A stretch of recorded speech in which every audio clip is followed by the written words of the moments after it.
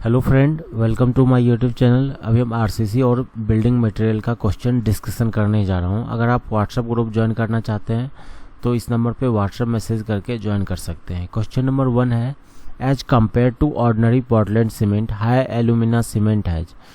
Option A है higher initial setting time but lower final setting time.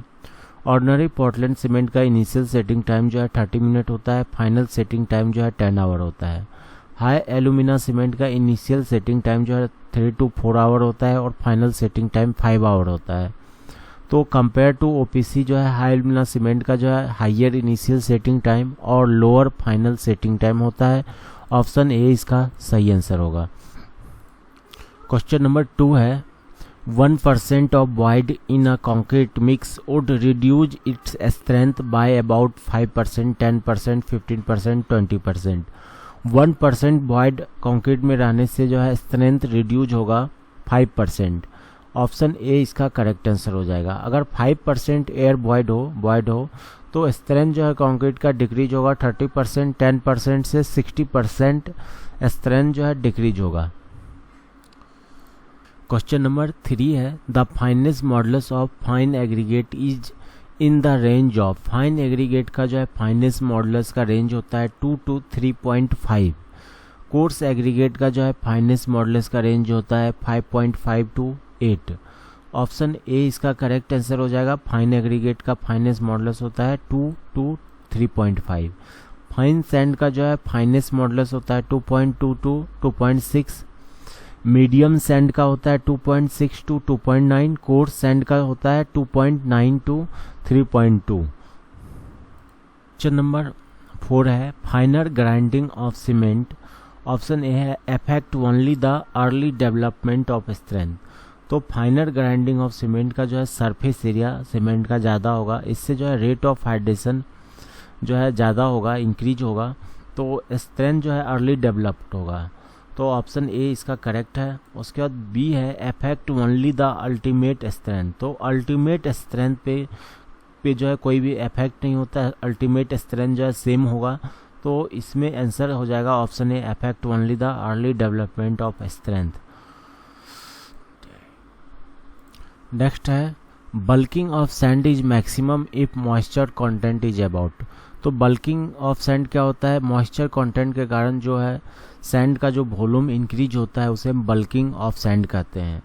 तो sand जो है 4 to 5% पे जो है वॉल्यूम मैक्सिमम इंक्रीज होता है, और जितना फाइन सीमेंट होगा उसका जो है उतना सरफेस एरिया ज़्यादा होगा और उतना ज़्यादा वॉल्यूम इंक्रीज होगा। और ये जो है 30 to 40% जो है इंक्रीज होता है volume at moisture content 4 to 5% पे। तो ऑप्शन बी इसका करेक्ट आंसर हो जाएगा। बल्किंग ऑफ सैंड जो है मैक्सिमम होता है मॉइस्चर कंटेंट एट 4% पे।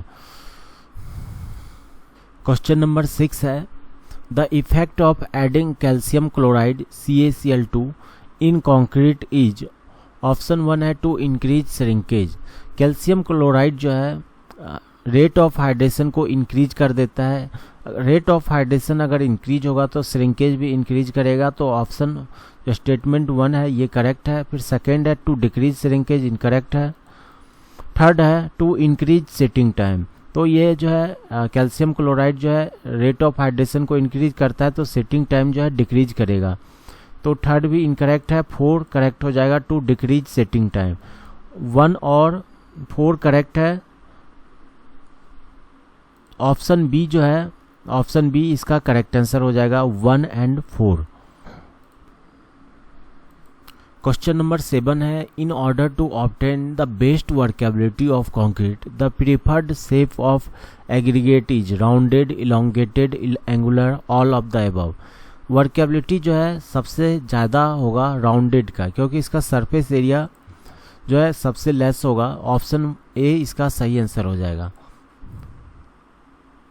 नेक्स्ट है, the factor of safety for steel and concrete are same, steel is lower than that for concrete. Factor of safety जो है लिमिट स्टेट मेथड में steel के लिए हम लेते हैं 1.15, कंक्रीट के लिए हम 1.5 लेते हैं। तो ऑप्शन जो है बी करेक्ट हो जाएगा। Steel is lower than that of concrete. Steel concrete में हम जो है फैक्टर ऑफ सेफ्टी ज़्यादा इसलिए लेते हैं क्योंकि इसमें जो है वेरिएशन ज़्यादा होता है, परमिसिबल स्ट्रेस होता है strength of material by factor of safety. Question number 9 है examine the following statements. Statement 1 है factor of safety for steel should be based on it's yield stress. तो फैक्टर ऑफ सेफ्टी जो steel में होता है yield stress के based correct है। Second statement है factor of safety for steel should be based on it's ultimate stress. तो ultimate stress जो है बेस्ड होता है कंक्रीट में, तो सेकेंड स्टेटमेंट इनकरेक्ट है। थर्ड है factor of safety for concrete should be based on it's yield stress, incorrect है। अल्टीमेट स्ट्रेस पे होता है कंक्रीट, ऑप्शन स्टेटमेंट थर्ड जो है इनकरेक्ट है। उसके बाद 4 है factor of safety for concrete should be based on it's ultimate stress. तो 1 और 4 जो है करेक्ट है, तो ऑप्शन बी इसका सही आंसर हो जाएगा 1 और 4। क्वेश्चन नंबर 10 है for a reinforced concrete section the shape of shear stress diagram. Option है wholly parabolic, wholly rectangular, parabolic above neutral axis and rectangular below neutral axis. तो शियर स्ट्रेस डायग्राम जो है above neutral axis parabolic होता है variation, और below neutral axis जो है rectangular होता है। ऑप्शन सी इसका करेक्ट आंसर हो जाएगा। नेक्स्ट है question number 11 if a beam fails in bond then its bond strength can be increase most economically bye.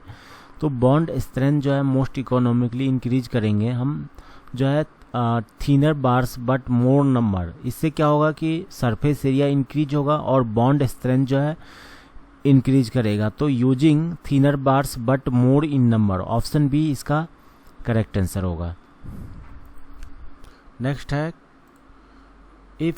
if nominal shear stress tau v exceeds the design shear strength of concrete tau c, the nominal shear reinforcement as per IS 456/1978 shall be provided for carrying a shear stress equal to shear stress हो जाएगा tau v minus tau c हो जाएगा। Option C इसका correct answer होगा। Next है if the depth of actual neutral axis in a beam is more than the depth of critical neutral axis then the beam is called।